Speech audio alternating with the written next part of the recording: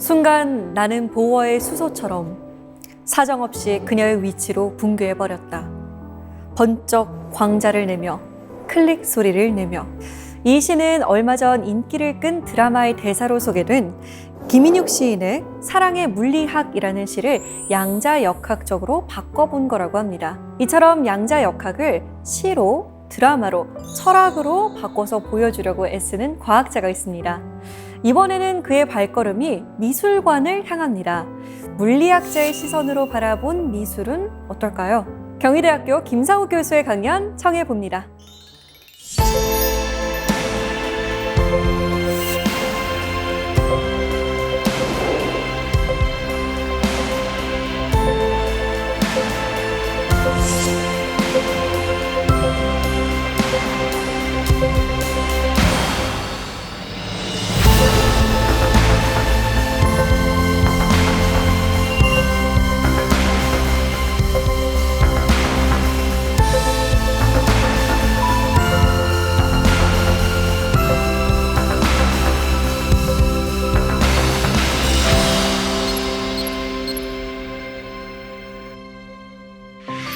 네, 반갑습니다, 교수님. 네, 안녕하세요. 네. 근데 교수님을 만나 뵈면 어쩐지 문과라서 죄송합니다, 문송합니다라고 해야 될 것 같아요. 문과라서 멋있습니다. 감사합니다. 사실 문과들은 이 공대생에 대해서 혹은 이과생에 대해서 뭔가 대단하다라는 생각이 좀 들 때가 있거든요. 그건 근데 몰라서 그러는 거겠죠, 그냥. 저희도 마찬가지로 그 문과생들을 보면 참 대단하다는 생각이 들어요. 네. 어떻게 한자를 그렇게 많이 아는지 모르겠고요. 아니 근데 사실 교수님은 이과생인데도 불구하고 문과생의 면모를 갖추고 계신 것 같아요. 철학하는 과학자라는 별명도 갖고 계시잖아요. 그런 이분법이 너무 싫어요, 사실은. 그러니까 그 원래 학문은 하나였는데 그걸 우리가 편의상 가리키는데 효율을 높이기 위해서 이렇게 부득이하게 나눠놓은 거라고 생각을 하거든요. 네. 그래서 사람이 처음부터 이 사람은 이과형 사람, 이 사람은 문과형 사람 이렇게 나누고 이야기하는 것 자체가 좀 불편하다는 생각이 들고요. 오늘 이야기도 아마 그런 맥락에서 제가 준비한 강연이 될 겁니다. 사실 저는 물리학자가 바라본 미술이라고 했을 때 나는 미술도 잘 모르는데 그러면 한 90%는 이해 못하겠구나라는 걱정도 했거든요. 미술을 이해하려고 하면 안 되지 않을까요? 미술은 느껴야죠. 그러니까 물리학자가 느끼는 미술.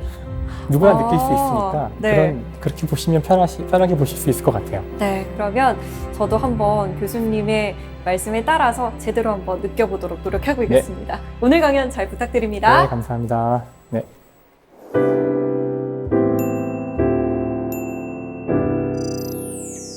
오늘 저는 물리학자가 미술관에 갔을 때 어떤 것들을 보게 되는지, 어떤 것들을 느끼게 되는지에 대해서 이야기해 보려고 합니다. 뭐가 보이시나요? 점이 보이시나요? 한가운데 검은색으로 있는 점이 보이실 텐데요. 오늘 제 이야기는 이 점과 함께 시작됩니다. 이곳은 그 영국에 있는 옥스퍼드 대학의 자연사 박물관이에요. 혹시 가보신 적이 있으신지 모르겠지만 여기 가보시면 이 중앙에 홀이 있고요. 거기 여기저기 동상들이 있어요. 이 동상 가운데 하나를 보면 이런 분이 서 계십니다. 이분의 이름은 유클리드죠. 유클리드라 그러면 아마 여러분 고등학교 때 또는 중학교 때 수학 시간에 이름을 들었을지 몰라요. 바로 기하학 원론이라는 책을 쓰신 분입니다. 이 책은 오로지 몇 가지 정의와 공리로부터 시작해서 기하학 전체를 구축해 나가는 책이에요. 그러니까 처음에 나온 몇 개의 문장들은 이 책 전체를 관통하는 가장 중요한 그런 문장들이죠. 그 가운데도 가장 처음에 나오는 문장이 가장 중요할 텐데 제가 곧 보여드릴게요. 저는 이것은 수학적 문장이지만 아주 아름답고 심오하다고 생각합니다. 점에 대한 이야기죠. 점은 부분이 없는 것이다. 굉장히 곱씹어볼 만한 문장이에요.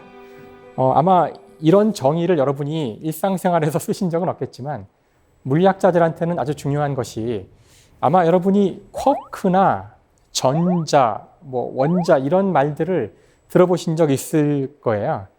이 세상 모든 것을 이루는 만물의 근원이죠. 이런 쿼크와 같은 것이 만족해야 될 중요한 특성은 바로 더 이상의 부분이 없다는 겁니다. 즉 고대 그리스의 수학자였던 또는 철학자였던 유클리드가 만든 첫 번째 문장, 점이 가져야 될 이 특성은 이 우주를 이루는 모든 근본 입자들이 가져야 될 특성과도 같은 것이죠. 다시 한번 잘 곱씹어보면 재미있을 것 같아요. 점은 부분이 없는 것이다. 자, 아나운서님, 이게 어떻게 보이시나요? 과일을 그려놓은 것 같기도 하고 세균을 이렇게 확대해서 보는 것 같고. 세균이요? 네. 그렇게 볼 수도 있겠군요. 놀랍게도 이 사진에 나오는 이 작은 요 구형 또는 길다란 물체들은 바로 모래예요. 여러분이 바닷가에 가서 모래를 한 줌 집어서 돋보기로 확대를 해보면 이와 같은 모습을 보게 됩니다. 어떻게 보면 굉장히 차가운 모습일 수도 있고요. 저 모래를 더 확대하면은 이제 원자들, 저희가 원자라고 부르는 이 세상을 이루는 모든 물질의 근원이 보이게 되는데요. 자, 이 화면은 인간의 눈으로는 볼 수 없는 STM이라는 그 노벨 물리학상을 받은 장비인데요. 그 장비로 여러분 금 좋아하시죠? 번쩍거리는 금이요. 금의 표면을 확대를 했을 때 여기 나오는 이 벌집 모양의 각 꼭지점에 있는 것들이 금 원자들입니다. 오늘날 저희의 과학기술은 이걸 더 확대해 볼 수 있는데요. 그러면 하나의 원자가 보이고 이건 사실 눈으로 볼 수 없기 때문에 색칠을 인간이 임의로 한 것인데 수소 원자를 여러분이 보고 계십니다. 제가 하려는 이야기는 이 세상은 정말 아름답고 다양하지만 그것을 확대하여 근원으로 들어가면 이렇게 차가운 점에 가까운 도형들이 보인다는 것이고요. 이것은 이 우주만이 아니라 그림도 마찬가지죠. 이 그림이야말로 점을 내세워서 그린 그림인데요. 바로 조르주 쉐라의 그림이죠. 오늘날 저희는 이 화풍을 점묘법이라고 부릅니다. 점만 찍어서 그림이 된다는 건데 지금 저희한테는 자연스러운 이야기지만 아마 처음 이 그림을 본 사람들은 굉장히 놀랐을 거예요. 자, 여기 이 그림의 한 부분을 제가 확대를 해볼게요. 삼원색의 점을 찍어서 사람을 그린 겁니다. 원래 그림은 붓으로 면을 색칠하는 것 아니었나요? 네, 그렇게 꼭 할 필요는 없다는 것이죠. 점만 찍어도 심지어 수많은 색이 아니라 몇 가지 근원이 되는 색의 점만 찍어도 충분히 복잡한 그림을 다 그릴 수 있다는 뜻입니다. 사실 이와 같이 저희가 확대를 해서 그림의 근원으로 들어가듯이 물질의 가장 근원으로 들어가면 원자가 보이죠. 사실 원자라는 아이디어는 물론 현대 물리학의 산물이기도 하지만 고대 그리스 철학자 데모크리토스가 처음 이야기한 것으로 알려져 있습니다. 즉 2500년 된 학설이죠. 데모크리토스가 이 원자를 이야기했을 때 놀랍게도 원자는 허무함을 나타내는 거였어요. 데모크리토스는 당연히 자연과학자가 아니었기 때문에 원자의 어떤 증거를 찾으려고 하진 않았고요. 이 세상 모든 것이 쪼개어지지 않는 부분이 없는 작은 입자들로 되어 있다는 것으로부터 놀라운 우리 인간의 어떤 의미를 찾습니다. 우리가 보기에 다양해 보이는 이 세상 모든 것이 사실은 아주 작은 입자인 원자로 되어 있고 우주에서 일어나는 모든 일들은 이 원자들이 단지 끊임없이 움직이며 붙었다 떨어졌다 하는 것에 불과하다는 겁니다. 사람은 죽으면 다시 원자로 산산이 부서져서 그 다음에 책상이 되기도 하고 의자가 되기도 하고 다른 생명체가 되기도 합니다. 하지만 개개의 원자들은 아무 의미 없이 자연 법칙에 따라 움직이고 있을 뿐이라는 거죠. 하지만 우리 어리석은 인간은 이 원자들의 움직임에 의미를 부여하고 가치를 부여하고 살아간다는 겁니다. 그것이 바로 이 원자론이 이야기해 주는 거죠.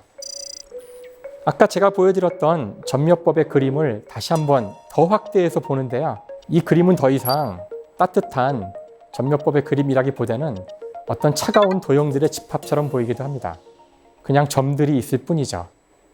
데모크리토스가 얘기했던 이 우주의 모습과 비슷해요. 점들은 그냥 각자의 색깔을 가지고 어떤 특정한 위치에 놓여 있는 것 뿐입니다. 쉐라의 또 다른 그림입니다. 이 그림이 아주 유명한 그림이죠. 실제로 크기도 굉장히 커요. 이 그림을 가서 보시면 너무나 아름답고 더군다나 부드럽게 느껴집니다. 왜냐하면 날카로운 직선으로 사람이나 사물이 둘러싸여 있지 않고 점으로 되어 있기 때문에 뭔가 몽환적인 뿌연 느낌이 나거든요. 그래서 우리가 이 쉐라, 점묘법의 그림들을 볼 때 언제나 부드러운 느낌을 받게 됩니다. 하지만 이런 부드러운 느낌은 그림으로부터 충분한 거리를 두고 떨어졌을 때만이 느낄 수 있는 감정이죠. 저희가 점묘법의 그림으로부터 부드러움을 느끼기 위해서는 일정 정도 거리를 둬야 한다는 뜻입니다.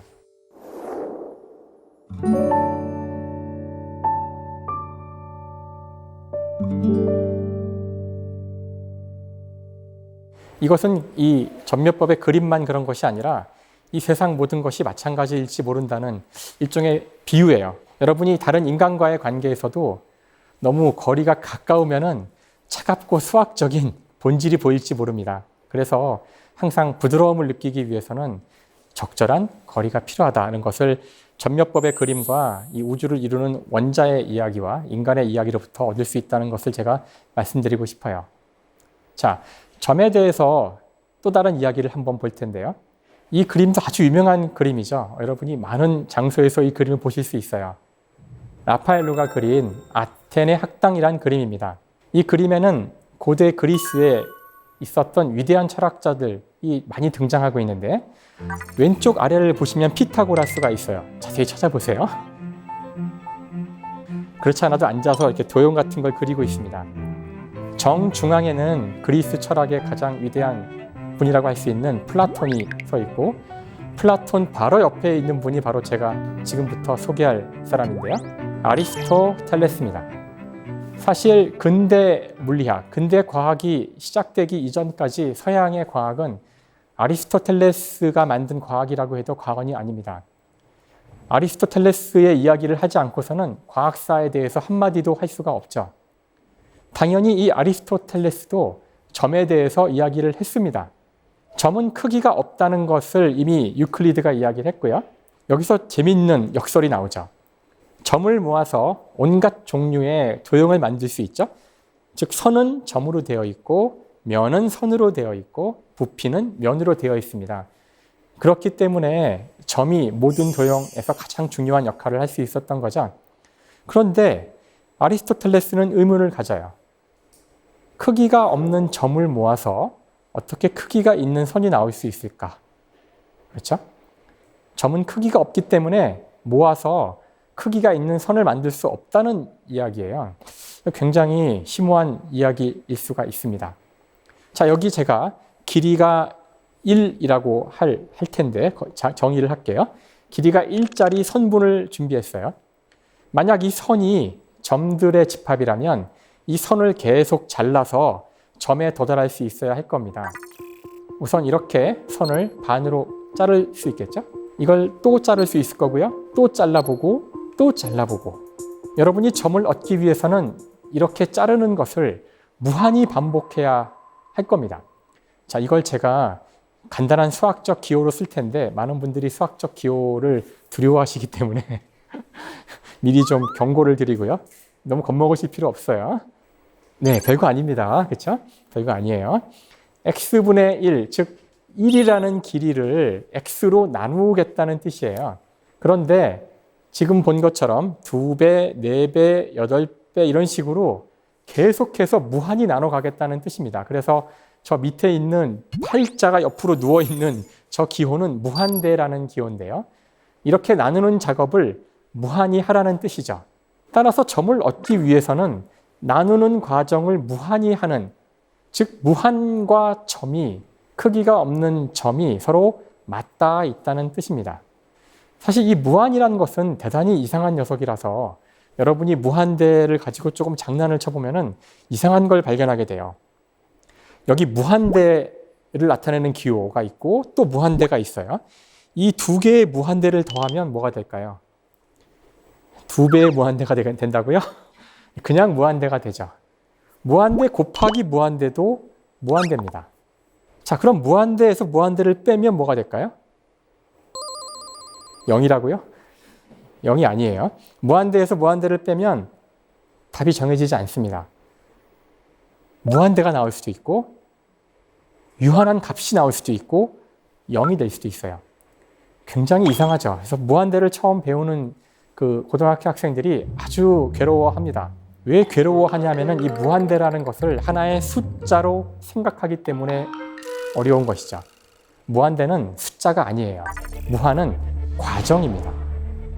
과정을 나타내는 컴퓨터로 얘기한다면 알고리즘이죠. 그래서 사실 점은 명사가 아니라 동사입니다. 이것이 아리스토텔레스의 오류였던 거죠. 무한히 작은, 그렇다고 크기가 0이 아닌, 부분이 없으면서 계속 작아지지만 0이 되지 않는 그런 존재는 명사로서 존재하는 것이 아니라 그런 과정으로서 존재한다는 거죠. 그러면 선은 어떻게 만들어질까요? 역시 과정으로 만들어집니다. 선은 점이 움직여서 만들어집니다. 아까하고는 다르죠. 점을 모아서 선이 되는 게 아니라 점이 움직여서 선이 된다는 뜻이죠. 굉장히 심오한 문장이에요. 특히 물리학자들한테는 더구나 그렇습니다. 움직인다는 것은 기하학적인 내용은 아니에요. 여러분 수학 시간에 움직인다는 표현에 대해서 들어본 적 없으실 거예요. 삼각형이나 사각형은 그냥 있는 겁니다. 그림 속의 도형들은 그냥 있는 거죠. 움직인다는 것은 또 다른 개념을 필요로 합니다. 바로 시간이죠. 자, 여기 제가 보이는데요. 항상 자기 얼굴을 보면 좀 웃음이 나와요.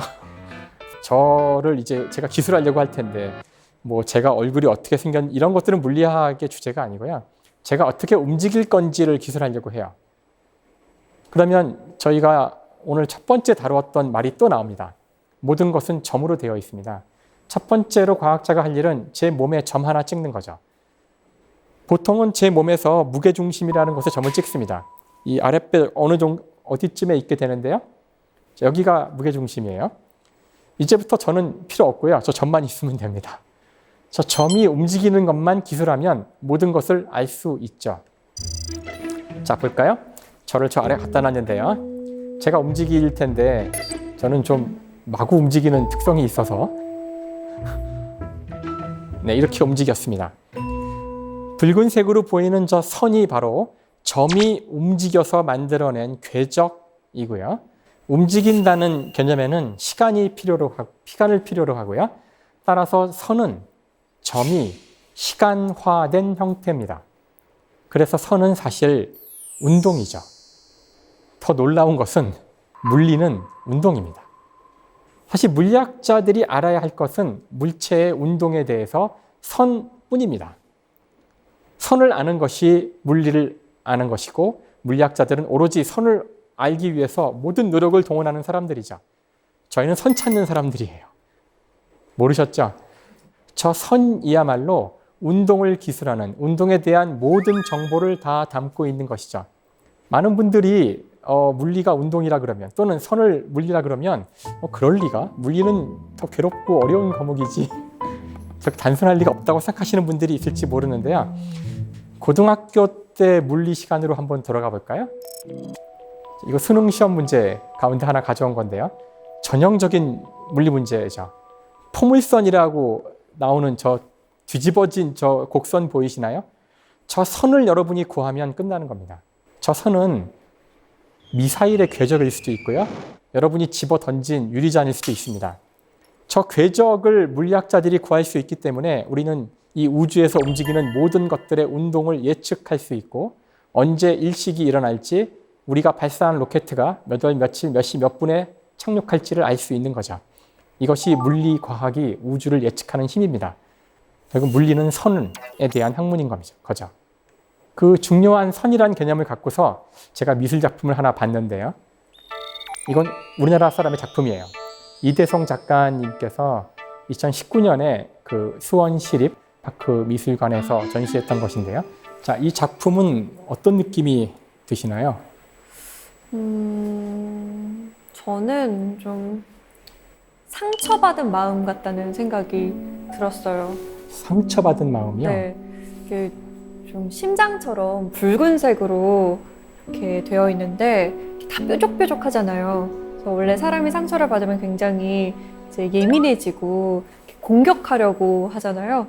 그런 마음을 표현한 건 아닐까라는 생각을 했는데요. 역시 문과적 감성으로 저는 차가운 얘기할 텐데 저는 아무 준비 없이 가서 이 작품을 봤어요. 일단 선이 보이시죠? 이 작품에 들어있는 놀라운 점들이 많지만 이 선은 하나예요. 지금 플라스틱으로 된 작품인데 하나의 선으로 되어 있습니다. 모두가 연결되어 있다는 뜻이고요. 또 하나는 45도에 가까운 뾰족뾰족한 형태로 되어 있습니다. 아마도 그것은 이 작품을 지금 공중에 띄워놓은 것인데요. 그 줄을 매달아야 되는 필요성도 있지만 저는 다른 의미가 있다고 생각을 했어요. 지금 이 작품은 중력에 거슬려서 공중에 떠 있습니다. 중력이 있는 방향은 굉장히 특별한데 우리가 사는 이 세상은 이 수평한 방향과 수직한 방향으로 나뉩니다. 여러분이 수평한 방향으로 움직일 때는 그렇게 큰 힘을 들일 필요가 없지만 수직한 방향으로 마음대로 움직이면 사람들이 놀라워서 눈이 둥그레질 텐데요. 왜냐하면 중력이라는 특별한 종류의 힘이 있기 때문에 그렇죠. 그래서 지금 여러분이 그림에 보시는 것처럼 이 수평 방향과 수직 방향은 물리학자들한테도 굉장히 중요한 차이를 갖는 두 개의 방향이죠. 하지만 제가 이것을 조금만 조작을 가하면 이 두 방향을 아주 평등하게 만들 수 있어요. 바로 이 수직한 두 방향을 45도로 이렇게 기울이기만 하면 이 두 개의 방향은 서로 각자 수직과 수평을 50%씩 품고 있는 평등한 방향이 됩니다. 이런 것들을 수학에서는 단순한 그 축의 변환이라고 부르는데요. 지금 보여드린 미술 작품은 이렇게 45도 틀어진 선들의 집합으로 되어 있죠. 이 선들은 따라서 평등합니다. 저한테는 그렇게 보이죠. 45도의 이 평등함, 중력장하에서 45도의 평등함은 바로 우리 인간을 나타내는 한자에도 표현되어 있습니다. 사람 인자라는 이 글자는 두 사람이 서로 기대고 있는 모습을 나타냈다고 하는데요. 이 글자가 의미를 갖는 이유는 바로 우리가 중력장하에 있기 때문입니다. 중력장하에 놓인 45도의 두 선은 평등하죠. 그래서 저는 저 작품에서 인간이 보였어요. 자, 이제 저 작품을 뒤에 돌아와서 역광, 햇빛을 등지고서 보니까 아까와는 달리 이젠 검붉은 색으로 보이더라고요. 즉 이것은 피라고 저는 느껴졌다는 뜻이에요. 하나의 핏줄이 인간의 형태를 가지고 끊임없이 이어지는 최초의 인간, 아프리카에 살았을 최초의 인간으로부터 지금 나까지 이어지는 어떤 인간의 피의 연결을 보여주는 그런 그림, 그런 작품이 아닐까? 멋있지 않나요? 이런 이제 해석을 저의 해석이에요. 써서 제가 이제 제 페이스북에 포스팅을 했는데 작가님이 이 글을 보고 오셔가지고 아주 좋아하셨어요. 그 물리학자가 미술품을 즐기는 하나의 방법이라고 할 수 있을 것 같아요. 그래서 선은 인생이기도 합니다. 저 작가의 작품으로부터 선이 또 하나의 의미를 갖는다는 것을 이번 기회에 배울 수가 있었죠. 사실 선은 뇌과학에서도 굉장히 중요한데요. 이 그림은 아주 유명한 카니자의 삼각형입니다. 이 그림을 아마 인공지능이나 아니면 굉장히 차가운 수학자에게 보여주고서 여기 뭐가 있냐고 물어보면 이런 답을 듣게 됩니다. 여기에는 한 부분이 잘려나간 원 3개가 있습니다. 이게 답이죠. 하지만 대다수의 인간에게는 여기에는 삼각형이 있는 것처럼 보이죠. 이것은 대표적인 착시 현상인데요. 왜냐하면 사람의 시각은 눈에 앞에 보이는 사물의 이 데이터들을 전묘법에 나오는 그림과 같이 점들로 그대로 뇌로 보내지 않습니다. 그러면은 뇌에서 너무나 많은 데이터를 처리해야 되잖아요. 그래서 뇌로 들어가기 직전에 이미 벌써 1차로 정보에 대한 가공이 일어나는데 그때 중요한 것은 이 눈앞에 보이는 이 풍경으로부터 선들을 추출하는 겁니다. 1차로 추출된 선들에 대한 정보가 얻어지면 그것을 뇌로 보내서 뇌에서는 그 선으로 둘러싸인 어떤 특별한 형상을 기억과 비교하여 그것이 무엇인지를 판별하게 되죠. 그래서 인간은 무조건 선을 찾습니다. 선이 없어도 선을 봅니다. 그래서 사실 선은 인생일 뿐만 아니라 우리 인간이 세상을 지각하는 방식이기도 하죠. 그래서 우리가 그렇게 몇 개의 선으로도 많은 의미를 찾을 수 있는 겁니다. 저는 이 그림을 보고 깜짝 놀랐어요. 이건 불과 4개의 선으로 되어 있는데요. 사람의 뒷모습이에요. 누구든지 알 수 있습니다. 이게 무엇을 의미하는지. 이 그림은 사실 그 유명한 피카소가 그린 건데요. 우리 인간이 얼마나 적은 정보만으로도 세상을 이해할 수 있는지를 보면서 놀랄 때가 있는데 그 이유는 우리가 선으로 세상을 파악하기 때문입니다. 그렇기 때문에 이런 종류의 그림을 그릴 수 있는 거죠. 인공지능이 이 그림을 이해하려면 엄청나게 많은 데이터를 필요로 할 겁니다. 시간을 필요로 할 거고요. 하지만 인간은 보는 즉시 아는 거죠. 인간이 최초에 그렸던 그림들이 라스코 벽화에 남아 있습니다. 수만 년 전에 그렸던 그림들이죠. 거기 가보시면 당연히 선으로 수많은 그 동물들의 모습과 인간의 모습이 그려져 있죠. 당연히 인간은 선으로부터 시작합니다. 세상을 이해한 방식이 선이기 때문에 그리는 방식도 선이죠. 일단 선이 완성되면 그 다음 그곳을 색으로 채우게 됩니다. 자, 저런 원시적인 그림으로부터 시작해서 인간은 계속 그림을 그려왔고요. 유럽의 미술의 역사를 보시면 결정적인 변화가 일어나는 시점이 바로 이 르네상스입니다. 르네상스에 오게 되면은 사람들이 이제 드디어 눈으로 본 것을 그대로 그리는 방법들을 찾게 되죠. 왼쪽에 있는 그림은 남아있는 가장 오래된 원근법이 구현된 그림이라고 알려진 마사초의 성삼위일체입니다. 지금 우리가 보기에는 원근법이 그렇게 두드러져 보이지 않을 수도 있겠지만 당시 사람들은 이걸 보고 굉장히 놀랐다 그래요. 정말 저 뒤에 벽이 안으로 쑥 들어간 것처럼 보였다는 뜻이죠.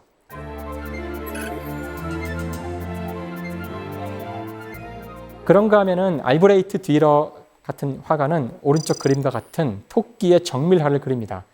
이제 이 이후 서양 화가들은 사물을 있는 그대로 그리기 위한 모든 노력을 경주하게 되죠. 그리고 놀라운 경지에 도달합니다.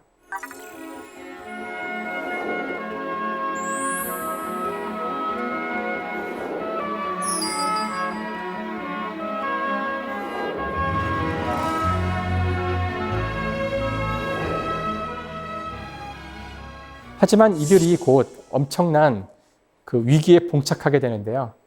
여러분 다 알고 계시는 사진기입니다. 19세기 초반 과학기술의 발전으로 사진기가 나오자 아마 사물을 있는 그대로 그리려고 했던 당시 화가들은 경악을 했을 겁니다.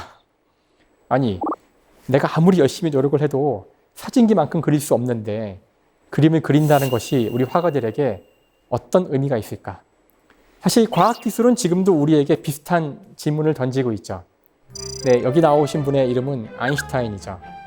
오른쪽에 있는 그 논문은 그 유명한 상대성 이론의 논문입니다.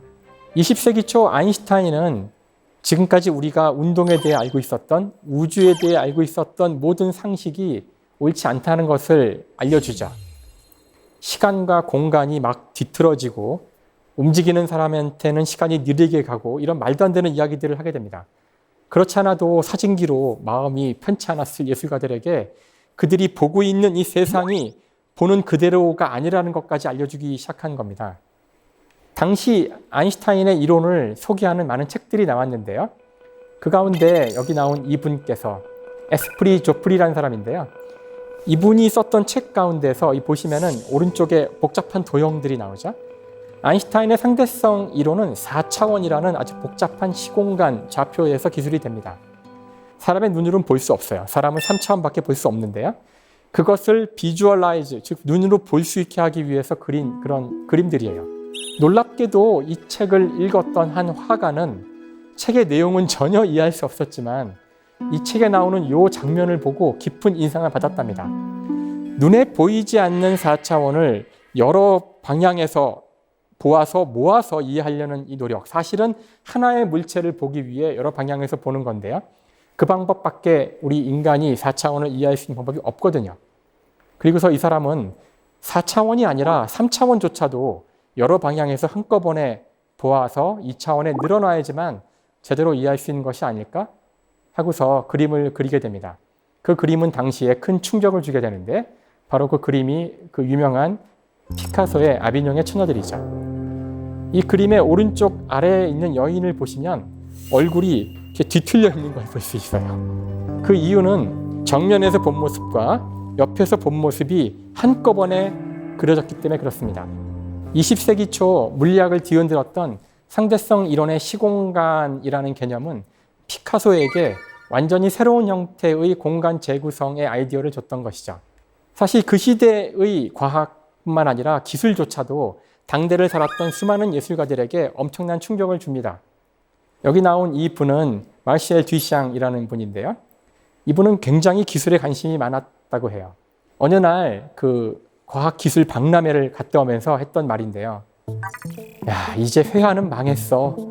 저 프로펠러보다 더 멋진 걸 누가 만들어낼 수 있겠어?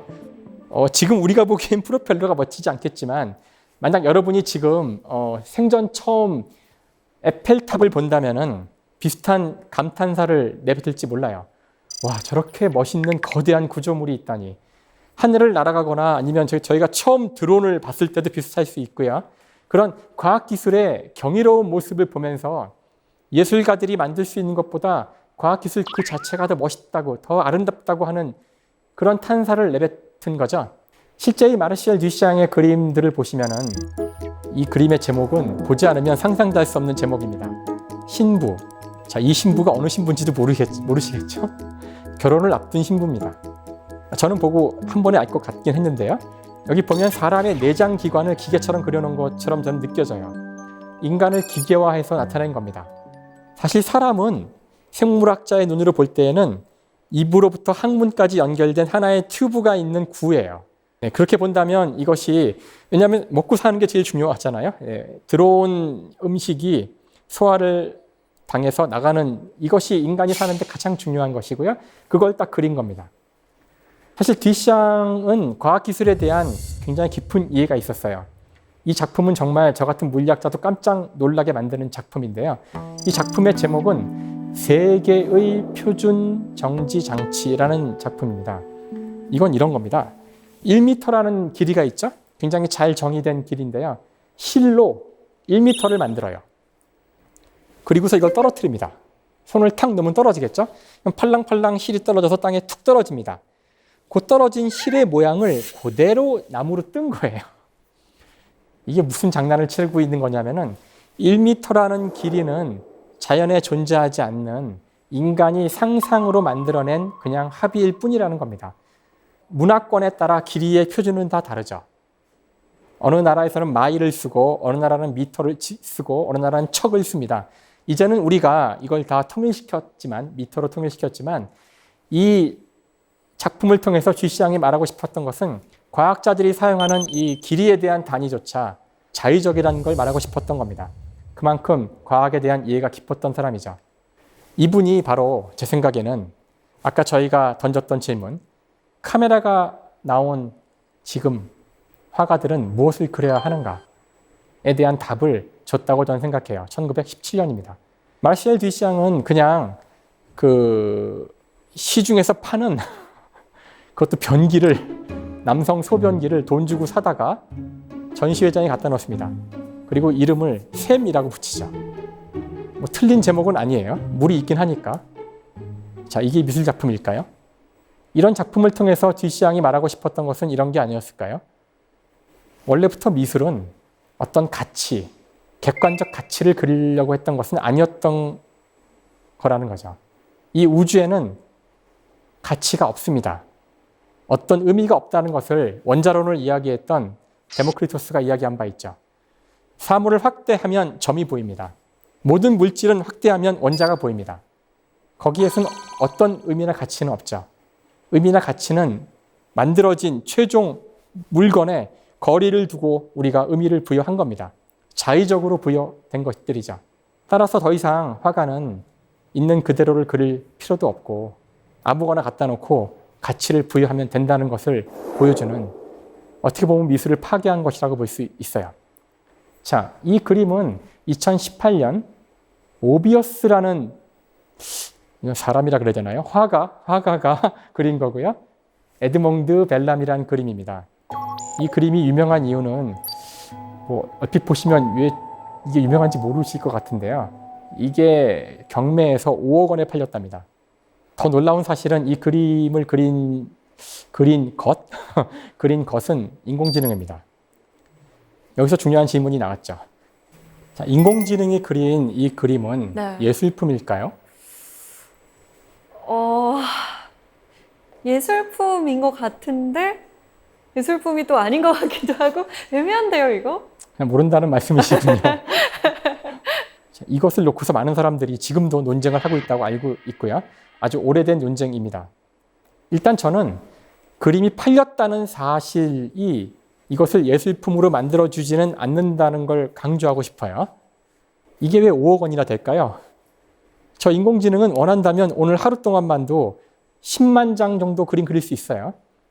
그림이 5억 원이란 얘기는 이것이 5억의 가치, 절대 가치가 있다는 뜻이 아니죠. 잭슨 폴럭의 그림은 3천억짜리 그림이 있습니다. 그림 한 장이 3천억 원이에요. 그림 한 장이 아파트 수십 채, 수백 채와 같다는 뜻이 아닙니다.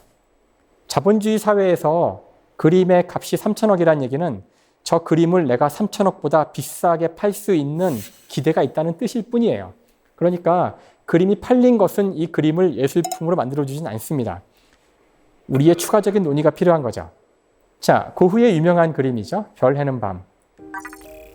고흐의 화풍을 학습한 인공지능한테 사진을 한 장 보여주자 몇 분 만에 그린 그림이에요. 이 인공지능한테는 어떤 사진이든지 보여주면 이런 화풍으로 그립니다. 무섭죠? 이건 예술품일까요? 어떤 분들은 인간이 그린 것만이 예술품이라고 하더라고요. 그럼 인공지능이 그린 건 예술품이 아니란 얘기일까요? 그건 또 아니랍니다. 인공지능이 그렸어도 사람이 인공지능에 시켰다면 예술품이랍니다. 그런데 인공지능 프로그램이 있어요. 모든 걸 인공지능이 해요. 그래도 예술품일까요? 사람이 리턴키를 쳤으면 예술품이랍니다. 과연 사람은 뭘까요? 그렇다면 여기서 말하는 사람이란 도대체 무엇일까요? 제가 왜 이런 질문을 하냐면 그림을 그리는 동물도 있습니다. 여기 나오는 이 사진의 원숭이 침팬치는 콩고라는 침팬치인데요. 이 아래에 있는 것은 콩고가 그린 그림이고요. 이 그림도 역시 팔렸습니다. 다시 강조하지만 팔렸다는 것이 이 그림이 예술이라는 의미를 갖고 있는 건 아닙니다. 지금 우리의 법에 따르면 침팬치가 그린 그림은 침팬치의 주인의 소유가 아닙니다. 침팬치가 자연물이기 때문에 침팬치가 그린 것도 자연물이죠. 자연물에 대해서는 우리가 추가로 권리를 획득해야 되기 때문에 어려운 이야기들, 저는 이런 이야기들이 무슨 의미인지 모르겠지만 저 같은 과학자는 여기서 어떤 모순을 보게 돼요. 결국 무엇이 예술품인지 아닌지는 그냥 인간이 임의로 정하는 건지도 모릅니다. 지금은 인간이 자신만이 예술품을 만들 수 있다는 오만한 생각을 하기 때문에 인간이 예술의 기준이 된 것일 뿐이라고 생각해요. 그럼 인간이 아닌 것이 한 것은 예술이 아닐까? 이미 인간은 자신의 권리를 인간이 아닌 것에게 넘겨준 전례가 있습니다. 바로 법인이죠. 우리 주위의 수많은 기업들은 법인입니다. 재단법인, 사단법인 다 법인이죠. 법인이란 것은 존재하지 않지만 인간의 권리를 갖고 물건을 사고 팔 수도 있고요. 그 다음에 심지어 법적인 책임도 질 수 있습니다. 인간은 필요하다면 가상의 존재에다가 인간의 권리를 넘기기도 합니다.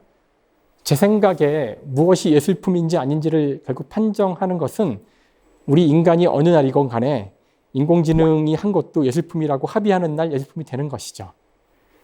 이미 뒤시앙이 얘기했듯이 예술이라는 것은 그것의 의미라는 것은 인간이 만든 자의적인 것이기 때문에 그렇습니다. 저는 오히려 이 이야기가 인공지능의 시대를 살고 있는 우리에게 아주 중요하고 소중한 메시지가 된다고 생각해요. 카메라가 나왔을 때 화가들은 무엇을 해야 할까요?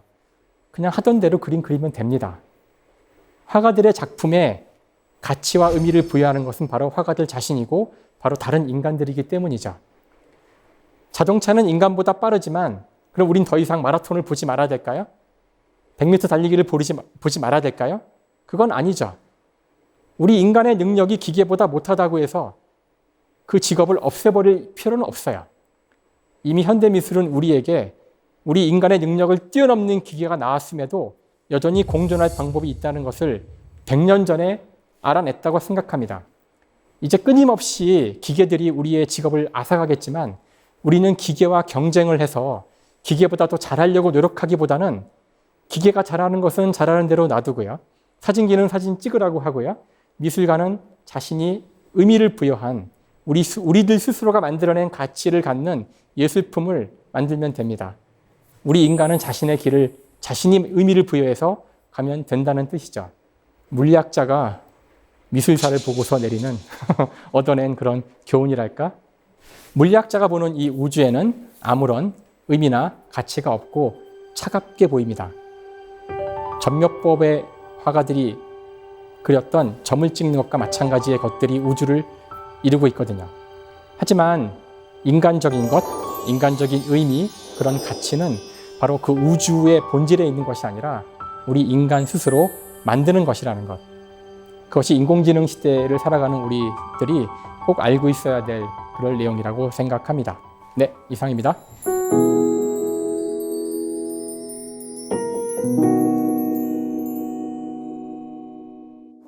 네, 강연 잘 들었습니다, 네, 교수님. 감사합니다. 교수님 이야기를 듣다 보니까 정말 아는 만큼 보이는구나 라는 생각이 들더라고요. 근데 저는 물리학을 알지 못하기 때문에 그 물리학자의 시선으로 바라보는 교수님의 시선이 참 탐났어요. 드릴까요? 주실 드릴 수가 수만 없네요. 있다면. 자, 저희가 교수님께 질문을 좀 받아봤습니다. 한번 볼까요? 먼저 정승호 씨의 질문 보겠습니다. 안녕하세요, 교수님. 저도 유학을 고민하고 있는 대학원생입니다. 교수님께서는 독일에서 공부하셨는데 유학으로 얻은 것은 무엇인가요? 그리고 기회가 된다면 유학은 가는 것이 좋을까요? 독일에서 공부를 하고 오셨는데 유학을 통해서 얻을 수 있는 건 무엇인지 또 유학을 추천하시는지 물어보셨어요. 일단 보통 이야기하는 유학은 뭐 석사학위나 박사학위를 하러 외국 나가는 것을 이야기하는데요. 네. 저 같은 경우는 박사학위까지는 국내에서 했고요. 독일에 갔었던 것은 연구소에 간 거예요. 그러니까 일을 하러 간 거죠, 사실은. 일을 하러 간 거라서 지금 아마 질문하신 취지하고는 조금 다를 수가 있는데요. 네. 이 질문이 좀 민감한 질문이기도 해요. 한국에서 교수를 하고 있는 입장에서 학생들이 와서 유학을 가야 되는지 물어봤을 때 유학을 가라고 그러면은 국내에서 공부하지 말라는 뜻으로도 읽힐 수가 있어서 대단히 이제 좀 미묘한 문제이긴 한데 네. 이런 말씀은 드릴 수 있을 것 같아요. 분명한 사실은 특히 자연과학, 물리학도 마찬가지지만 자연과학이 탄생한 곳이 유럽과 저 서양이고요. 그다음에 지금 현재도 과학의 주류를 끌어가고 있는 많은 그룹들이 다 유럽과 미국에 있기 때문에 기회가 된다면 해외에 나가서 공부하는 게 물론 좋을 거라고 생각해요. 또 한 가지 중요한 고려 사항은 외국에 나간다는 것이 단순히 가서 공부만 한다는 뜻이 아니거든요. 가서 사는 겁니다. 그러니까 자신이 과연 해외에 나가서 그 문화 속에 그 사람들과 함께 자기의 젊은 시절을 같이 잘 지낼 수 있을지도 고려를 하셔야 돼요. 제가 아는 많은 사람들이 그 부분에서 실패를 한 경우도 꽤 있었기 때문에 그러니까 공부라는 것은 가서 앉아서 책만 보는 게 아니란 뜻이에요. 네. 그래서 이런 것들을 다 종합적으로 고려하셔서 판단을 쉬운 문제는 아니라서 제가 뭐가 좋다고 쉽게 답을 할 수는 없고요. 교수님은 독일에서 일을 하실 때 적응하기 힘든 부분 없으셨어요? 전 너무 좋았어요. 아, 정말요? 가고 싶었기 때문에. 네. 사실 저희 물리학자들은 주로 미국으로 많이 유학을 가요. 공부하러도 많이 가는데 저는 굳이 독일을 가고 싶어서 갔고요. 독일의 문화라든가 역사 이런 것들이 좋아서 그래서 독일에 간 첫날 너무 기뻐가지고 네. 다음날 길에 막 나가서 막 맥주도 마시고 대낮에 집에 국제전화 걸어가지고 너무너무 좋다고 막 가족들한테 자랑도 하고 네. 너무 좋았어요. 독일의 문화라든가 어떤 연구 환경은 말할 것도 없고 그 나라가 갖고 있는 어떤 분위기가 있어요. 독일만의 어떻게 보면 되게 딱딱하고 원리 원칙대로고 그런데 모든 면에서 좋았어요. 제 인생에서 가장 행복했던 시간 중에 하나가 독일에서 공부하던 그 시절이었어요. 자, 그럼 두 번째 질문 받아볼게요. 김민선 씨의 질문입니다. 안녕하세요, 교수님. 교수님이 미술 작품에 관심이 많으시던데 가장 좋아하는 미술 작품은 뭔가요? 오늘 미술 이야기를 나눠봤는데 가장 좋아하는 미술 작품을 물어보셨어요. 이런 게 가장 어려운 질문이잖아요. 한두 개가 아닌데 하나를 그렇죠. 꼽아야 한다는 게 사실 제가 미술에 흥미를 가지기 시작하게 된 계기는 초현실주의 작가들 작품부터였어요. 그래서 오늘 소개했던 살바도르 달리라든가 르네 마그리트라든가 그런 작가들의 작품들에 이제 흥미를 가지면서 아름답다 좋다를 떠나서 그냥 네. 그게 좋아서 시작한 거라 20세기 초반의 현대 미술 작품들을 굉장히 좋아했고요. 근데 막상 또 이제 미술관에 가서 보면은 큰 작품이 좋아요. 일단 굉장히 커야 되고, 네. 그리고 이제 공부할 때는 별로 그렇게 크게 흥미가 없었지만, 가서 보니까 또 중세 시대나 르네상스의 작품들이 또 이렇게 인간의 마음에 와닿는 것들이 있어요. 그 당시에 정말 종교적 열정으로 자신의 모든 걸 걸어서 그린 그림들이기 때문에, 그래서 막상 가서 이제 현장에서 본 작품으로는 우피치에서 봤던 유명한 보티첼리의 비너스의 탄생, 이런 거는 너무나 흔한 그림이지만, 네. 현장에서 봤을 때 또 아마 굉장히 오랜 시간 동안 쓰였던 기억이 나요. 그래서 가장 좋아하는 작품이 뭐냐고 여쭤보셨는데 네. 여러 가지 답을 할 수 있을 것 같아요. 네, 마지막으로 제가 질문하겠습니다. 물리학자시지만 철학과의 만남, 미술과의 만남도 가지셨어요. 앞으로 교수님이 또 어떤 만남을 가지실지 기대가 돼요. 그런 질문 하시는 분들이 꽤 계세요. 그래서 다음엔 또 어떤 거에서 또 과학을 풀어낼 건지 이런 분들이 계시는데 사실 제 입장에서는 여러 분야를 다 골고루 해보겠다 이런 마음은 사실 없고요. 그럴 능력이 있는지도 모르겠고 원래 과학자고 어쩌다 보니 이제 미술을 너무 좋아해서 지식이 쌓이니까 이야기를 하고 싶어서 책까지 나오게 된 것이라서 굳이 어떤 방향을 잡거나 그 다음에 뭘 할까 이런 생각은 아직 못 해본 것 같아요. 많은 분들이 바란다면 한번 용기를 가지고 이것저것 보긴 할게요. 근데 그게 좋아야 하는 거라 그럼요. 아직은 미술에 꽂혀 있습니다. 오늘 강연 정말 즐겁게 잘 네. 들었습니다. 오늘 감사합니다. 네, 감사합니다.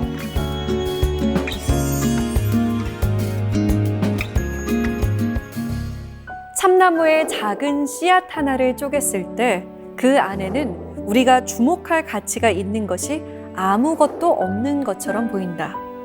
하지만 그 씨앗의 미세한 배 안에는 커다란 참나무가 담겨 있다. 인도의 문다카 우파니샤드의 글입니다. 보이지 않지만 이미 우리 몸에 새겨진 놀라운 미래, 그 미래를 꿈꾸는 그런 오늘을 보내시길 바랍니다. 사세계 공동체 스미다. 저희는 다음 시간에 찾아오겠습니다.